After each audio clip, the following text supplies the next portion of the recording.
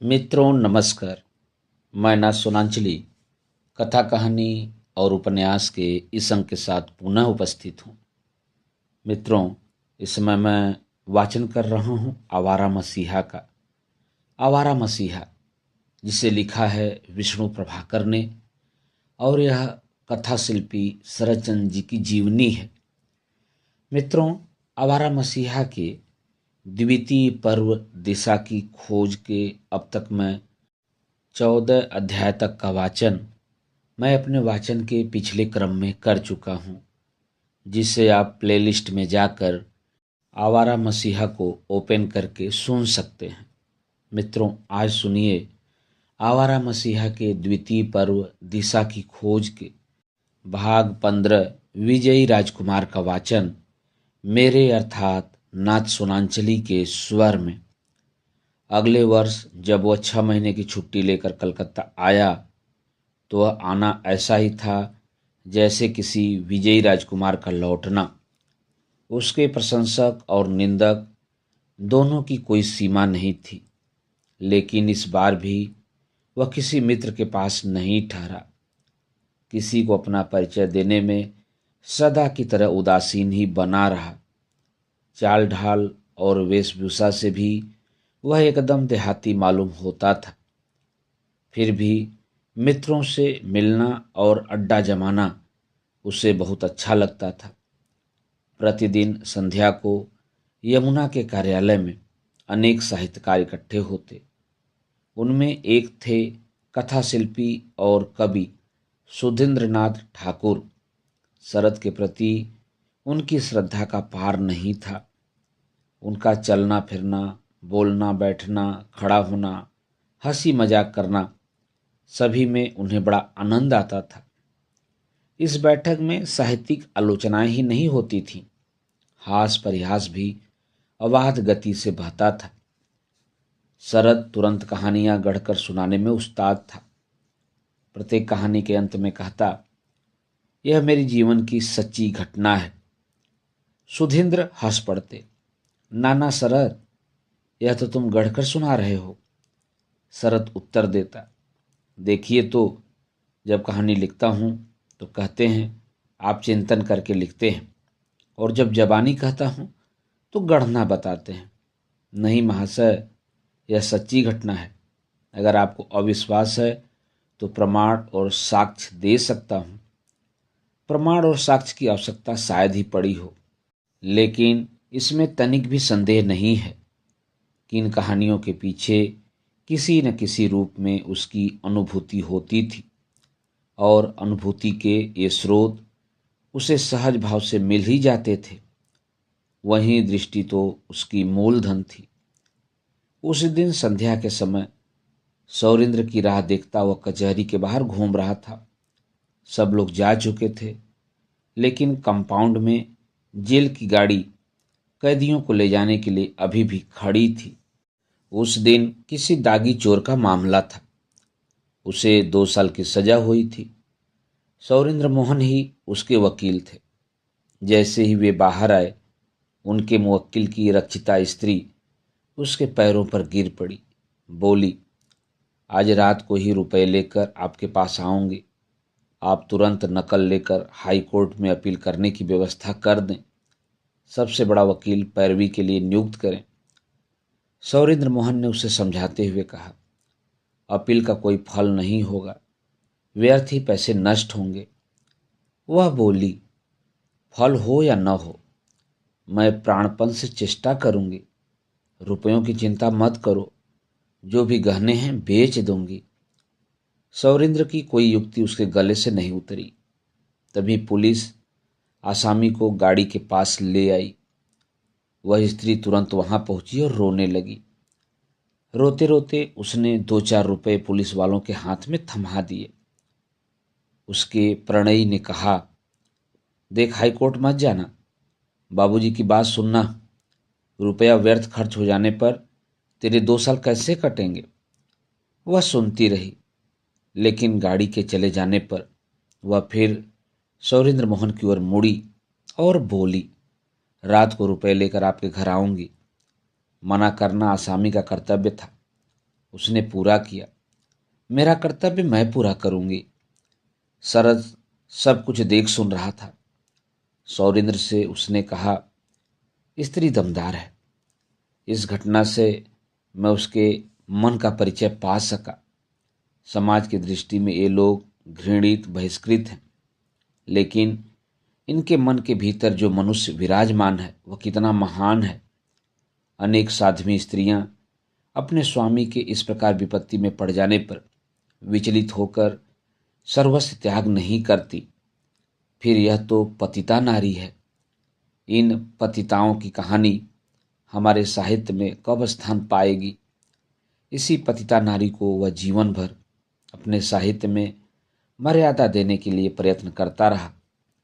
Burma में रहते हुए ऐसे अनेक चरित्र उसके जीवन में आए जिन्हें छोटे लोग कहा जाता है, और उनके बीच में नाना रूपों में उसकी शोहरत थी। उनमें एक रूप था होम्योपैथ डॉक्टर का। इस रूप में उसकी भेंट कामिनी नाम की एक स्त्री से हुई।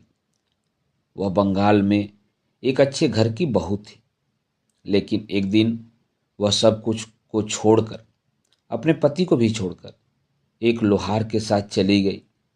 लोहार का नाम शीतल चंद्र था और वह कांचरापाड़ा के रेल कारखाने में काम करता था। अचानक रंगून में अच्छा सा काम पाकर वह बंगाल से चला आया। कामिनी साथ थी। उम्र तो उसकी 24 वर्ष की हो चुकी थी, लेकिन स्वास्थ्य उसका इतना अच्छा था कि ऐसा लगता था मानो प्रथम यौवन के सारे ज्वार को उसने अपने शरीर में बांध रखा है। वे लोग शरद बाबू के घर के पास ही रहते थे। दफ्तर जाते हुए वह रोज उन्हें देखते, पाते कि वे बहुत प्रसन्न हैं। कामनी का शीतल चंद्र पर इतना प्रभाव है कि उसने शराब पीनी तक छोड़ दी है। शरद के मन में कामनी के प्रति इसीलिए और भी श्रद्धा जा गई। तभी एक दिन क्या हुआ कि वह दफ्तर से लौट रहा था तो देखा कि उसकी राह निहारती कामनी किवाड़ का पल्ला पकड़े खड़ी है। जब वह पास पहुंचा तो उसने रोते हुए कहा, दादाजी, मेरी तकदीर फूट गई। उन पर आज 4 दिन से शीतला माई की कृपा हुई है। सोचा था कि यूं ही ठीक हो जाएंगे, आपको उस छुतहे रोग में नहीं खींचूंगी, लेकिन कल रात से जोरों का बुखार है। सारे बदन में इतनी माता निकली हैं कि पहचाना तक नहीं जाता। दर्द से तड़प रहे हैं। मुझसे तो अब देखा नहीं जाता। आप कृपा करके कुछ दवा दे दीजिए। यह कहकर वह उनके पैर छूने के लिए आगे बढ़ी। जरा दूर हटकर शरत ने कहा, मैं अभी आता हूँ, तुम चिंता मत करो। घर जाकर अपना होम्योपैथी का बॉक्स उसने उठाया और शीतल चंद्र के पास पहुंचा। जो हालत देखी उसका वर्णन नहीं किया जा सकता। कुछ ही दिन की बीमारी में आदमी का चेहरा इतना विवस्व हो सकता है। आंखों से दिखना तक बंद हो गया था। उसे पहचानना सचमुच बड़ा कठिन था। कामनी ने किसी तरह अपना मुंह उसके विकृत मुंह के पास ले जाकर कहा, अजी सुनते हो, दादाजी आए हैं। अब किसी बात का डर नहीं। उनकी एक बूंद दवा खाते ही सारा दर्द दूर हो जाएगा। रोगी का उत्साह बढ़ाने के लिए वह शरद बाबू की दवा की बहुत तारीफ करने लगी। किसी तरह रोगी से हाल मालूम करके और अपनी जानकारी के हिसाब से शरद ने उसे दवा दी। फिर कई दिन तक शाम सवेरे देखने जाता रहा, लेकिन रोग कम नहीं हुआ। दर्द बढ़ता ही गया। फिर दूसरे डॉक्टर आए, लेकिन शीतल चंद्र को कोई नहीं बचा सका। तब कामिनी ने कैसा विलाप किया, शोक से मानो वह पागल हो गई। बीमारी के वक्त आहार निद्रा छोड़कर दिन रात उसने अपने इस प्रेमी की कैसी सेवा की थी। कोई सती साध्वी भी अपने पति की ऐसी सेवा नहीं कर सकती। शरत द्रवित हो उठा। किसी तरह अंतिम संस्कार किया, लेकिन दूसरे दिन जब वह दफ्तर जा रहा था तो देखा कामनी के घर पर ताला लटक रहा है। आश्चर्य हुआ। आसपास पूछने पर पता लगा कि वह कल ही घर छोड़कर कहीं चली गई। कहाँ गई कोई नहीं जानता। लेकिन उस बस्ती में ऐसा कुछ होता ही रहता था। धीरे धीरे शरत उस बात को भूल गया और फिर 2 वर्ष न जाने कैसे बीत गए। इसी बीच उसे अपना ठिकाना बदलना पड़ा। नए मेस में डेरा डालकर वह अपने स्वभाव के अनुसार घूमने के लिए निकल पड़ा।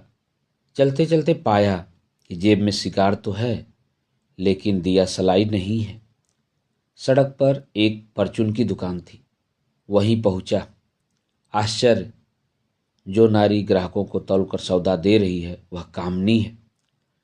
कामनी इस रूप में, शरीर पर गहने लदे हैं, स्वास्थ्य वैसा ही गदरा रहा है, मुख पर वही मादक हास्य है। क्या यह शीतल चंद्र की कामनी है? वही कामनी जो शोक से पागल हो गई थी। वह सोच ही रहा था कि कामनी ने उसे देख लिया। उसने सिर पर कपड़ा खींच और धीमे से उसके पास आकर चरणों में प्रणाम किया। फिर मुस्कुराते हुए पूछा, दादाजी मजे में है ना? शरत ने कहा, हाँ मैं ठीक हूँ, तुम बताओ कैसी हो, क्या समाचार है? देखकर तो लगता है कि मजे में हो ना? कामनी बोली, आपके आशीर्वाद से अच्छी हूँ दादाजी। फिर जैसे पुरानी बातें याद हो आई हों, आंखें सजल हो उठी। रूधे कंठ से कहा, यम के बुलावे को कौन टाल सकता है दादाजी? आपने उनको बचाने के लिए क्या नहीं किया? जैसे आगे उससे बोला नहीं गया। कई क्षण संभलने में लग गए। फिर शांत स्वर में बोली, यह उन्हीं के ममेरे भाई हैं, बहुत दिनों से रंगून में ही हैं। मुसीबत में यही खोज खबर लिया करते थे। आपने तो देखा होगा इन्हें दादाजी, उनकी बीमारी के वक्त अक्सर आते थे। इन्हीं की कृपा से अब 2 मुट्ठी खाने को मिल जाता है। इनके 2 छोटे छोटे बच्चे हैं, बेचारों की माँ मर गई है। ओह, बच्चों का मुंह देखकर ही तो मुझे गृहस्थी बसानी पड़ी, नहीं तो अकेले पेट तो कोई काम धाम करके भर ही लेती। लेकिन आदमी बड़ा भला है दादाजी, बिल्कुल उन्हीं की तरह है। बहुत आदर करता है, बड़ा प्यार करता है। बहुत देर तक कामनी न जाने क्या क्या कहती रही। शरद समझ गया कि इस गृहस्थी में कामनी बहुत मजे में है और अपने नए प्रेमी को सचमुच ही प्यार करती है। उसे याद आया, शीतल चंद्र की बीमारी के वक्त एक आदमी सचमुच वहां आता जाता था। पूछा, तो क्या यह वही निवारण है? उसका नाम निवारण ही तो था। कामिनी हंस पड़ी, सिर के कपड़े को जरा और खींचकर बोली, दादाजी आपको तो सब कुछ मालूम है। शरत एक क्षण के लिए न जाने कहाँ खो गया। शीतल चंद्र की गृहस्थी में कामनी को देखा, वहां कितने सुख से रह रही थी। फिर जब शीतल चंद्र को चेचक निकली, उसकी बगल में कामनी को देखा। बिना खोए सोए चिंता के मारे वह सूख कर जली लकड़ी जैसी काली हो गई थी। उसी कामनी को वह निवारण के घर में देख रहा था। उसके सारे अंगों में बसंत की हवा लगी हुई थी। उसका रूप लावण्य निखर कर असाधारण हो उठा था। उसने शीतल चंद्र को प्यार किया था, वह निवारण को भी प्यार करती है। और कांचड़ा पाड़ा में वह जिस पति को छोड़ आई थी, उसको भी निश्चय ही वह प्यार करती होगी। उसका मन फिर भटक गया। एक और कहानी उसे याद आने लगी। नई हाटी का रहने वाला एक तरुण बंगाली युवक था। नाम उसका कुछ भी हो सकता है, सुविधा के लिए उसे दुलार चंद्र कहा जा सकता है। कलकत्ता के किसी दफ्तर में काम करता था। रेस में दाव लगाने का उसे नशा था।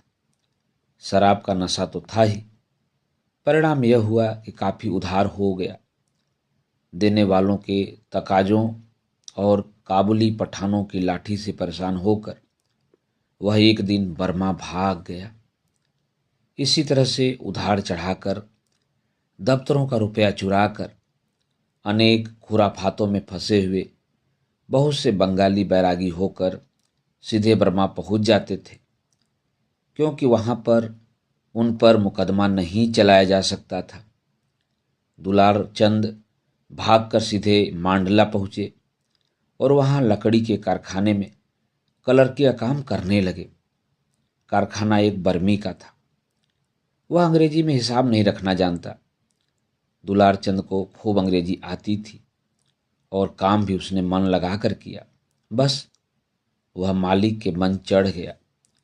मालिक की दुनिया बहुत सीमित थी। वह स्वयं, उसकी कन्या और दामाद बेकार किस्म का आदमी था। बस शौकीनी ही उसकी सगल थी।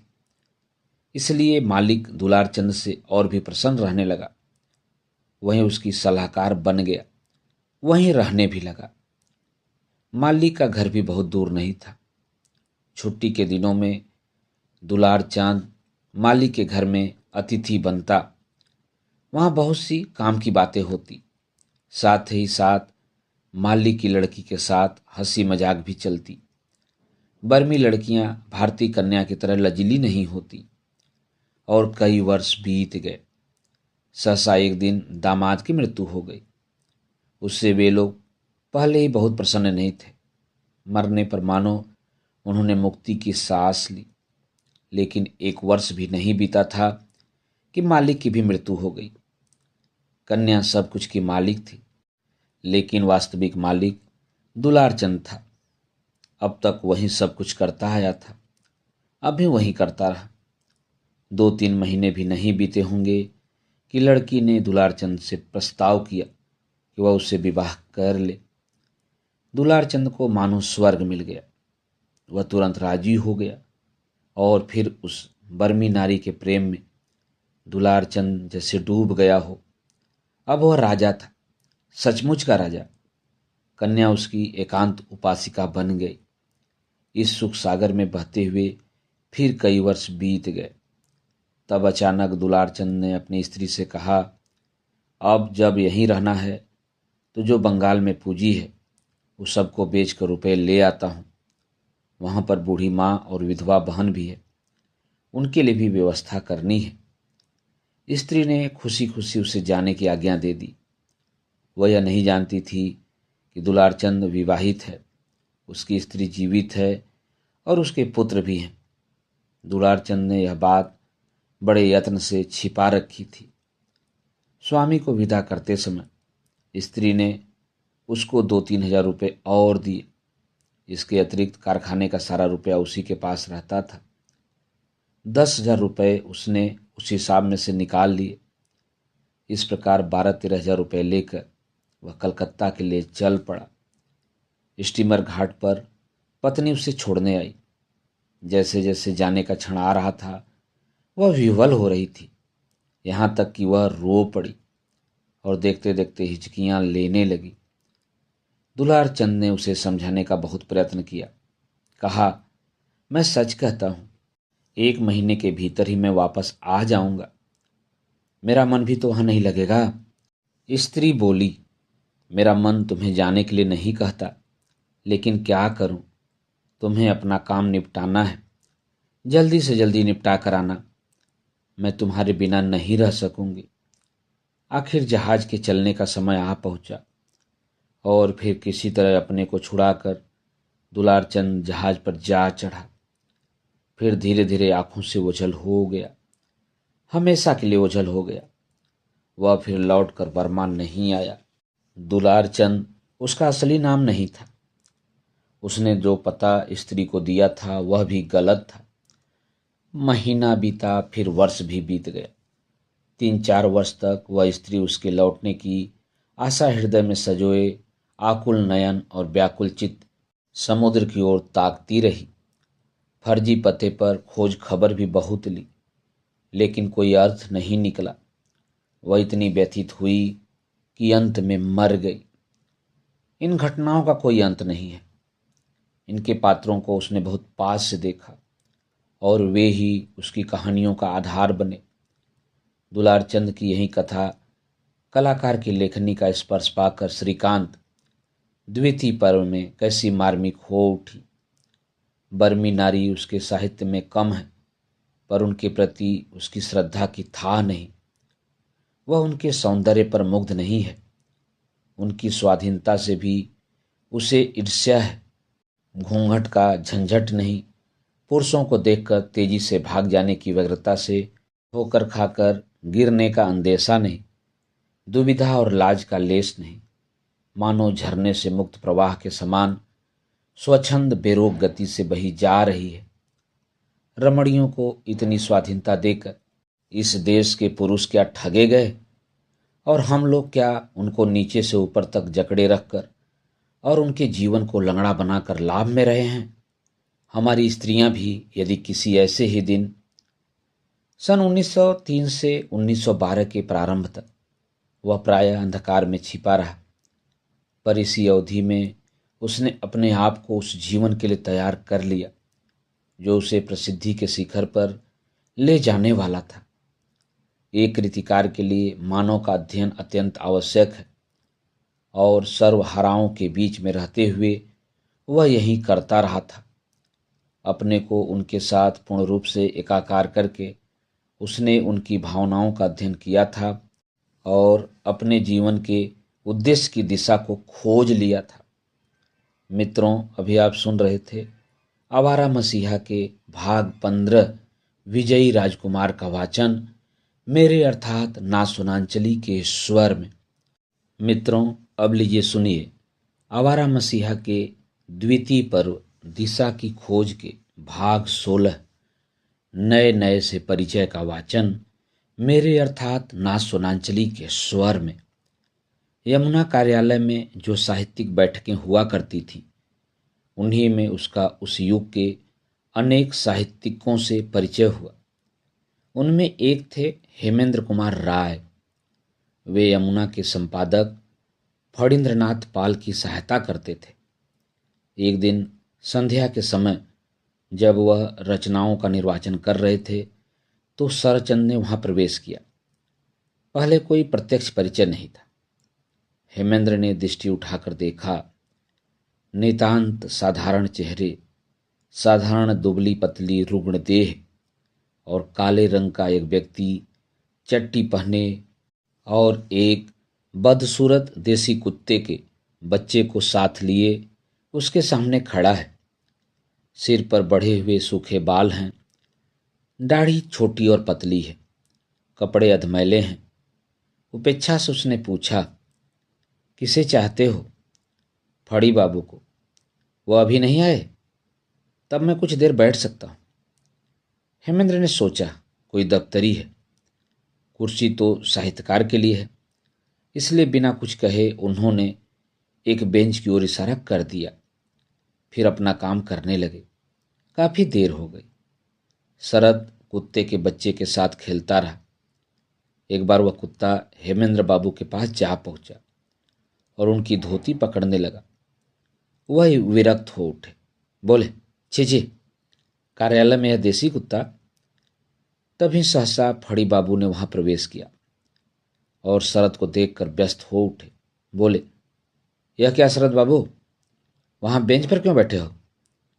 शरद ने उंगली से हेमेंद्र की ओर इशारा किया और मंद मंद मुस्कुराते हुए कहा, उन्होंने मुझे यहीं बैठने का हुक्म दिया है।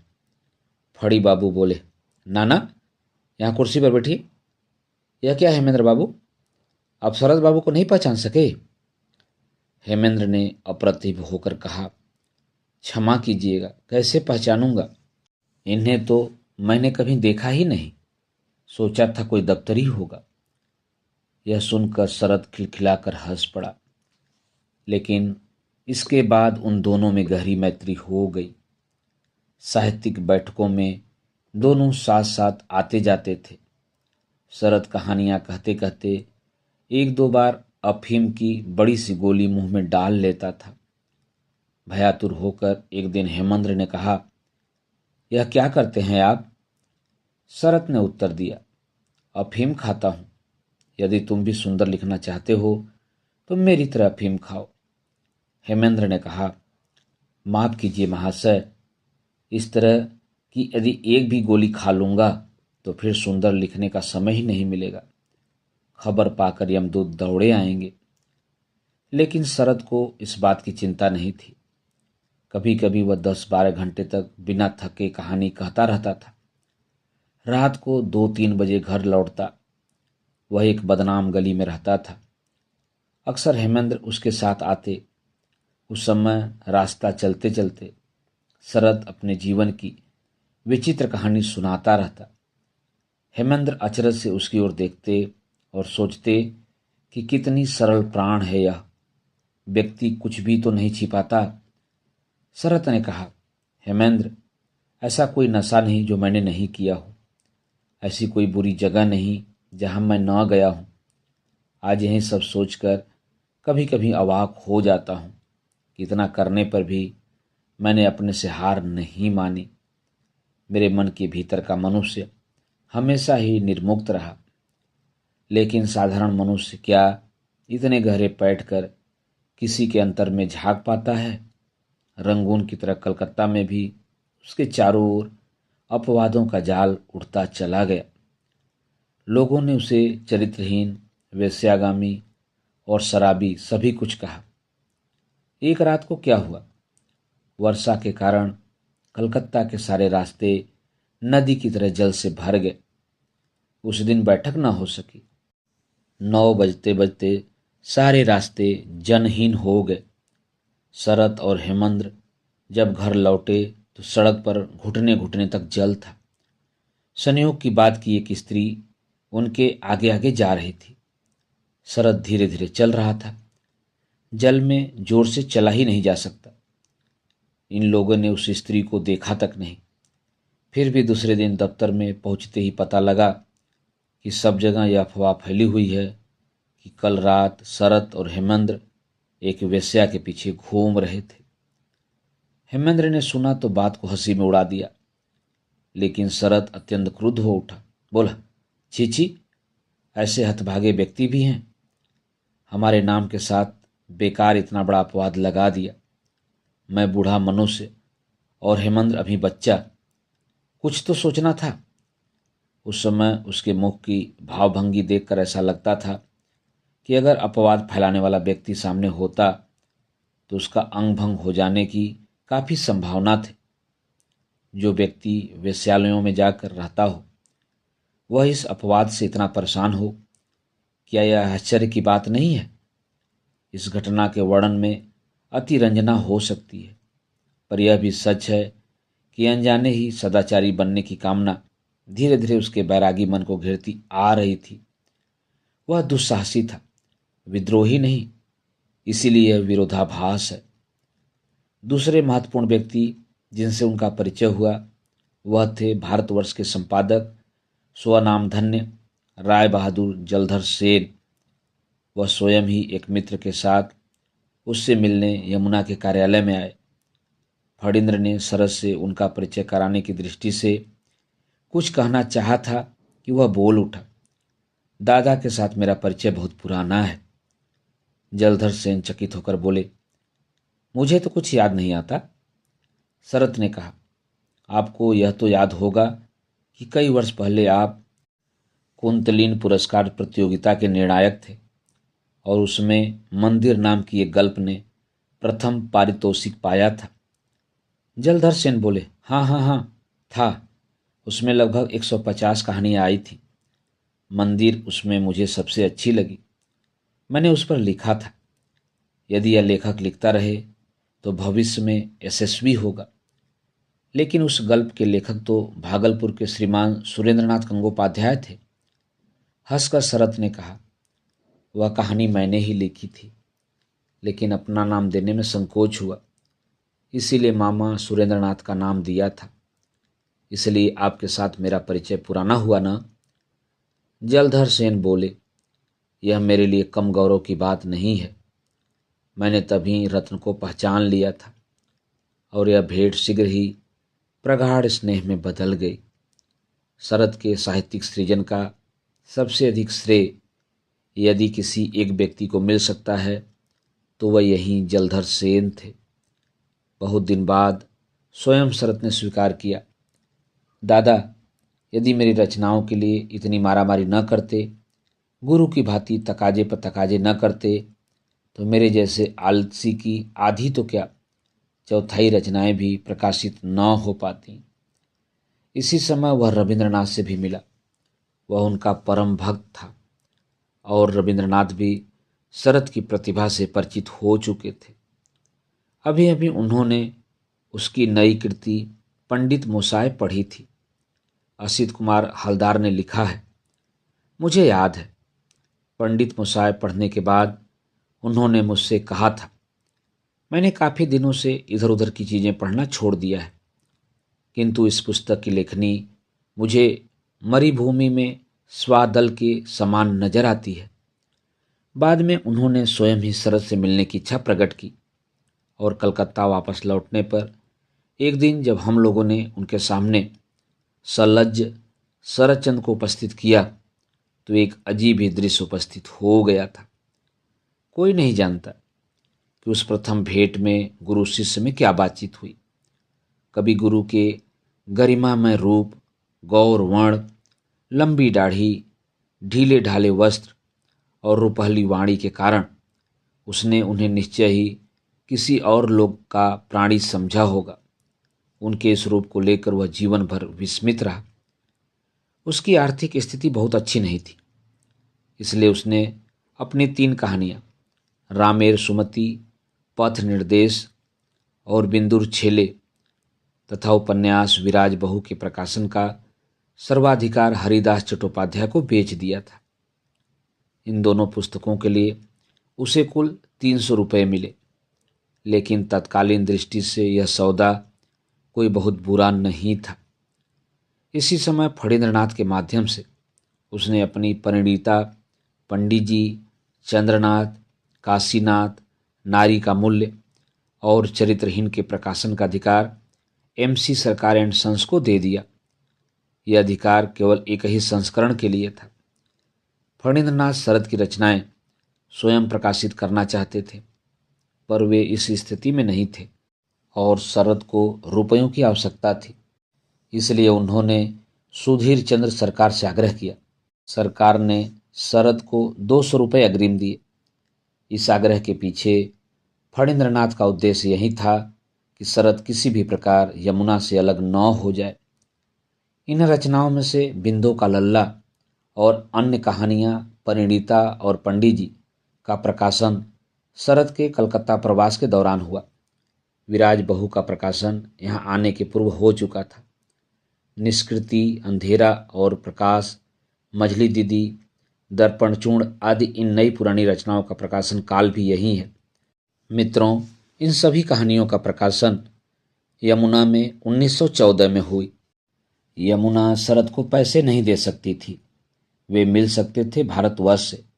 इसके अतिरिक्त वहाँ उसके परम मित्र प्रमथनाथ भट्ट थे। नए संपादक जलधर सेन भी उसे बहुत प्यार करते थे। भारतवर्ष का पूरा दल ही उसका प्रशंसक था। फणींद्रनाथ सब कुछ समझते थे और डरते भी थे। इसीलिए तो उन्होंने शरद को यमुना के संपादक के पद पर प्रतिष्ठित कर दिया था। उसमें बकायदा यह विज्ञप्ति प्रकाशित हुई थी। यमुना के पाठक यह सुनकर खुश होंगे कि सुप्रसिद्ध औपन्यासिक और गल्प लेखक श्री शरदचंद्र चट्टोपाध्याय महोदय वर्तमान मास से यमुना के संपादन में योग देंगे। यमुना के पाठक शरद बाबू से अत्यष्ट परिचित हैं, इसलिए परिचित का फिर से परिचय देना अनावश्यक है। लेकिन इसका कोई लाभ नहीं हुआ। उन और प्रयत्नों का भी कोई लाभ नहीं हुआ जो फणींद्र ने उसे रोक रखने के लिए किया। बड़े चाव से शरद के मना करने पर भी उन्होंने बड़ी दीदी पुस्तक के रूप में प्रकाशित की। तब शरद ने लिखा था, तुम्हारी भेजी बड़ी दीदी मिली, बुरी नहीं है, फिर भी यह बचपन की रचना है, न छापते तो अच्छा होता। इस रूप में आने वाली यह उसकी प्रथम रचना थी, लेकिन जैसा चाहते थे वैसी बिक्री उसकी नहीं हो सकी। 8 आने मूल्य रखकर वर्ष में 400 प्रतियां भी नहीं बेच पाए। घर घर जाते थे, परंतु शायद उस समय के पाठकों की दृष्टि में वह पुस्तक चरित्रहीन के समान अश्लील मान ली गई थी। इधर यह स्थिति थी। उधर शरद के उन मित्रों ने जो सदा इस बात का प्रयत्न करते रहते थे कि यमुना से उसके संबंध टूट जाएं, उसको बताया कि फणींद्र उस पुस्तक से काफ़ी पैसा कमा रहे हैं। शरद ने इस बात पर विश्वास कर लिया। इस विश्वास का एक कारण था। गुरुदास की दुकान से उसकी दूसरी पुस्तकों की अच्छी बिक्री हो रही थी। एक दिन वह यमुना के कार्यालय में पहुंचा तो फणींद्रनाथ वहां पर नहीं थे। उनके एक संबंधी बैठे हुए थे। शरत ने उनसे कहा, बड़ी दीदी की सब प्रतियां मुझे दे दो, वे मेरी हैं। संबंधी ने उत्तर दिया, पुस्तकें अलमारी में बंद हैं, चाबी मेरे पास नहीं है, वे आएंगे तब उनसे कहकर आप पुस्तकें ले जा सकते हैं। शरत बहुत उद्विग्न था। कहा, मैं और राह नहीं दे सकता, चाबी नहीं है तो मैं कील से ताला खोलकर ले जाऊंगा। और उसने कील से अलमारी का ताला खोल डाला। फिर सब प्रतियां कुली के सिर पर रखवा कर ले गया। फणींद्रनाथ ने लौटकर जब यह समाचार सुना तो बहुत दुखी हुए। उन्होंने उसी संध्या को सौरेंद्र मोहन से इस घटना की चर्चा की। वे भी बहुत परेशान हुए। उन्होंने शरद को बुलाकर कहा, जानते हो, जो कुछ तुमने किया है वह अपराध है, चोरी है। पुस्तक फणींद्रनाथ ने अपने खर्चे से छापी है, वह उसकी संपत्ति है। अगर वह कचहरी में जाए तो तुम्हें हवालात में बंद कर दिया जाएगा। तुमने फड़ी से कहा क्यों नहीं? चाहने पर वह तुम्हें रुपया दे सकता था। इस बात के लिए वो हमेशा तैयार था। तुम तो उसके घर के व्यक्ति की तरह थे। तुम्हारे लिए उसने क्या नहीं किया? इस प्रकार समझाने पर शरत ने अनुभव किया कि वह सचमुच गलती कर बैठा है। वह बहुत लज्जित हुआ, लेकिन इसके बाद भी यमुना से उसके संबंध नहीं बन सके। अब वह केवल भारतवर्ष के लिए ही लिखने लगा। क्या सचमुच ऐसा हुआ था? क्या उसके जीवन के साथ जुड़े अनेक प्रवादों की तरह यह घटना भी एक प्रवाद नहीं है? फणींद्रनाथ से उसने एक पैसा नहीं लिया और उसकी रचनाओं के कारण यमुना की ग्राहक संख्या 200 से 2000 तक चली गई। जो गरीबों को देखकर पिघल उठता था, पैसे से जिसने कभी मोह नहीं रखा, वह इस प्रकार चोरी से पुस्तक उठा लाएगा, सहसा विश्वास नहीं होता। पैसे से उसे खरीदना संभव नहीं था। एक दिन उसने प्रमथ से स्पष्ट कहा था कि पूरा कलकत्ता भी उसे नहीं खरीद सकता। तुम्हारा परिवार तो छोटा सा है। शरद को प्रकाश में लाने का सबसे अधिक श्रेय फणींद्रनाथ को है। यह बात निसंदेह सत्य है। बड़े गर्व के साथ एक दिन फणींद्रनाथ ने कहा था, शरद को पहचाना बहुतेरों ने, पर स्वीकृति देने का साहस कोई नहीं कर सका। साहित्य के संपादक समाजपति ने चरित्रहीन की प्रशंसा की, पर उसे अपने पत्र में छापने का साहस नहीं कर सके। नारी का मूल्य कोई भी नारी के नाम से छापने के लिए तैयार नहीं था। मैंने छापा। मुझे कितनी गालियां मिली, पर मैं डरा नहीं। तब क्या यमुना से संबंध विच्छेद को लेकर केवल शरद ही दोषी था? क्या केवल मित्र के प्रेम और पैसे से सुविधा के कारण ही वह भारतवर्ष की ओर खींचा? निस्संदेह ये प्रबल कारण थे। बर्मा से उसका मन उब गया था। बंगाल लौटने पर पैसे की आवश्यकता तो होनी ही थी। उसके लिए शरद को दोष नहीं दिया जा सकता। परंतु इन सब कारणों के अतिरिक्त एक और भी कारण था, और वह कम महत्वपूर्ण नहीं था। फणींद्रनाथ का स्वभाव बहुत शंकाशील था। बार बार विश्वास दिलाने पर भी उन्हें चिंता लगी रहती थी कि भारतवर्ष के रहते वह उनके छोटे पत्र में नहीं लिख सकता। चिंता का होना स्वाभाविक था, पर वह सीमा का अतिक्रमण कर गई थी। अगले वर्ष रंगून से लिखे एक पत्र में एक विच्छेद के बारे में शरत ने जो कुछ कहा वह भी फणींद्रनाथ के पक्ष में नहीं है। अच्छा, यमुना आजकल कैसी चलती है? फड़ी ने पुस्तक छापी है। वह कहता है, मैंने आपकी एक कहानी 30-40 बार पढ़कर जबानी याद कर ली है। आपकी रचनाएं मेरा आदर्श हैं। इतनी गुरु भक्ति, पर एक प्रति पुस्तक नहीं भेजी। मैंने उसकी सभी रचनाएं पढ़ी हैं, और वे कैसी हैं यह मुझसे अधिक कौन जानता है। नाना कारणों से मैंने उससे और कोई संबंध नहीं रखा। बहुत दिन बाद फणींद्रनाथ ने कहा था, प्रत्येक मिलन का उद्देश्य होता है। शरद यमुना मिलन का उद्देश्य सिद्ध हो गया। अब यदि मथुरा के राज सिंहासन का आवाहन पाकर उसने ब्रजधाम को छोड़ दिया तो मर्मांतक वेदना पाकर भी ब्रजवासी अभियोग नहीं करेंगे। रूपक सही न हो, उद्देश्य की बात निश्चित रूप से सही है। मित्रों, अभी आप सुन रहे थे आवारा मसीहा के द्वितीय पर्व दिशा की खोज के भाग 16 नए नए से परिचय का वाचन मेरे अर्थात ना सोनांचली के स्वर में। मित्रों, आवारा मसीहा के शशांक को आप मेरे आगे के वाचन क्रम में सुन सकते हैं। तो जुड़े रहिए कथा कहानी और उपन्यास के साथ, और मित्रों में भी इसे शेयर कीजिए। मिलते हैं। धन्यवाद। नमस्कार।